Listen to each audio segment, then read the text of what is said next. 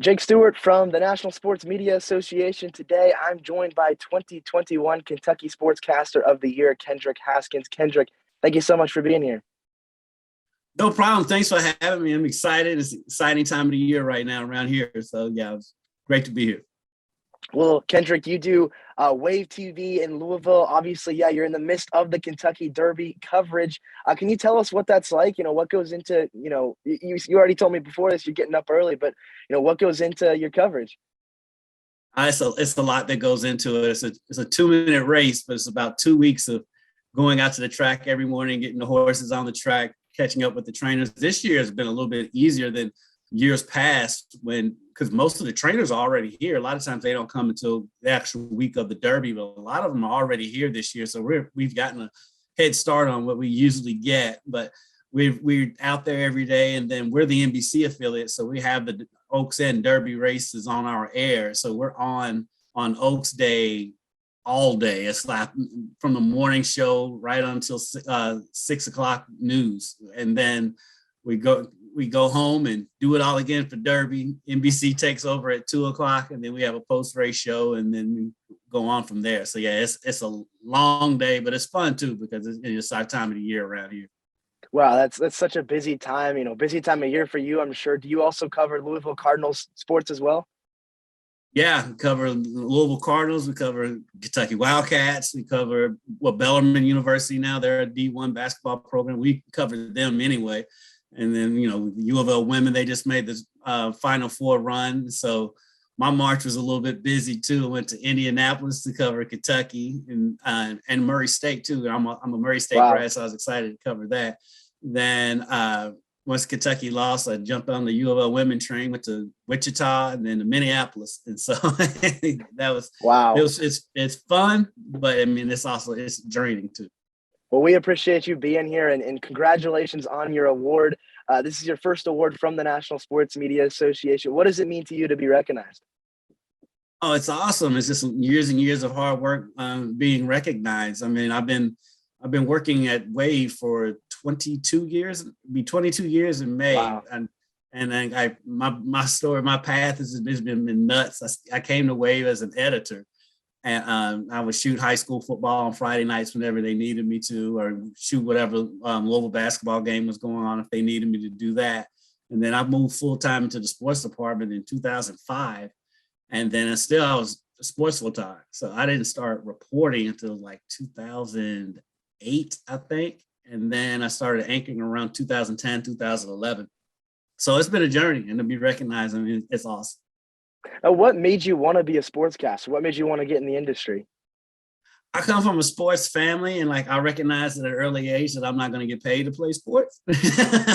So I always had a love for sports. I always was always reading the newspaper every morning and checking box scores and stuff like that.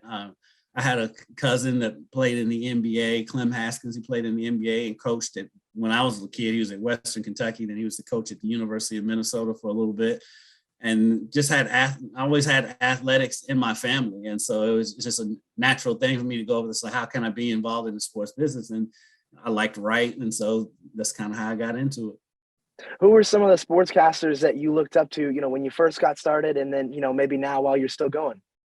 Yeah, because I look up to people. I even look up to my coworkers. I interned under my coworker, Fred Cowgill. I actually interned with him when I was in college. And funny thing with that is, you're supposed to serve one internship. Well, I was like the little brother who wouldn't go away. So I came in every spring break, every Christmas break, every summer after that. So I actually interned like 3 summers or something like that. Wow. And so I looked up to Fred, and then my sports director at Wave is Kent Taylor, and he was the number 3 guy in the sports department at that time. So I look up to him too, but also like on the national scale, I look up to like Ernie Johnson. I was a big Stuart Scott fan growing up, and Dan Patrick, all of those guys, Keith Olbermann, because, every morning, the first thing you did was you flipped on Sports Center and see what they did. And I learned from them. I steal from everybody. I steal from Stephen A. I steal from everybody. Because, everybody has something to offer, and I love everything that they do. Well, you've already mentioned kind of the expansive, sports that you cover, everything from racing to basketball to football. I want to ask you, maybe pick a moment or an event that you've been able to cover that really stands out to you, like one specific game, maybe, or if that's where you're picking.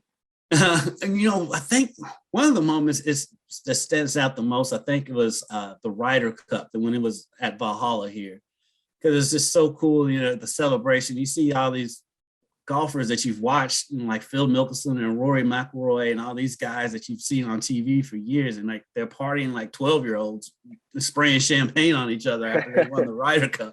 That's one of the moments that stands out the most for me. But I mean, one of the funniest stories I did, and actually is when I actually met Ernie Johnson doing the stories at the Final Four in Dallas. I think it was 2014. Yeah, 2014. And my photographer and I, we just like, we're just going to run around and do stuff. So, and I'm a big Cowboys fan. It's my first time being in Dallas. And so my whole story is just me running around being a fanboy. It's basically being an idiot in the stadium. And like, I went up to Ernie Johnson, asked him to play along, and he did. And so it was awesome. So those two things stand out the most in anything in my career. I love that. It's not the black and white. You're picking unique stuff. I love it. Well, the last thing I want to ask you, and thank you again for coming and for your time, is, for younger sportscasters just looking to get into the industry now, especially, in light of COVID and in this crazy world we live in, what advice do you have? Really love what you do, and like, don't worry about the financial part of it. That'll work itself. You can't get in this business for the financial side of it, to be honest. But but love what you do and put all your passion into it, because I mean, it pays off with being happy. You know what I'm saying? Be happy what you're doing, and happiness is worth way more than anything else. And like, I still love what I do. I still love going to games and getting to know the players. That's my favorite part of it. Like the games part is whatever. My favorite part is like getting to know the guys as people. And that's the joy I get out of it whenever I run into a former player, and they're like, yeah, and it's not even the fan. It's just like that, that they recognize you too, and it's fun. I've built relationships with people that I've gone places I never would have gone. I mean, I've been to, 5 Final Fours, I think, 5 Wow. or 6 Final Fours. And like, I never would have done that. Not like when I got into the business, like that was like the furthest thing from my mind. I just wanted to be able to go to the games and interview people. And the next thing I know, I'm on a flight somewhere. So yeah, and then I've gotten to know so many people in the business, and that's good people. And I just like, I'm a people person. So I like being around good people, and that's been the best part of the whole thing. Well, thank you so much again for coming. I love the advice. I love being able to chat with you. Congratulations on your award, 2021 Kentucky Sportscaster of the Year. We hope to see you in Winston as well for the award ceremony.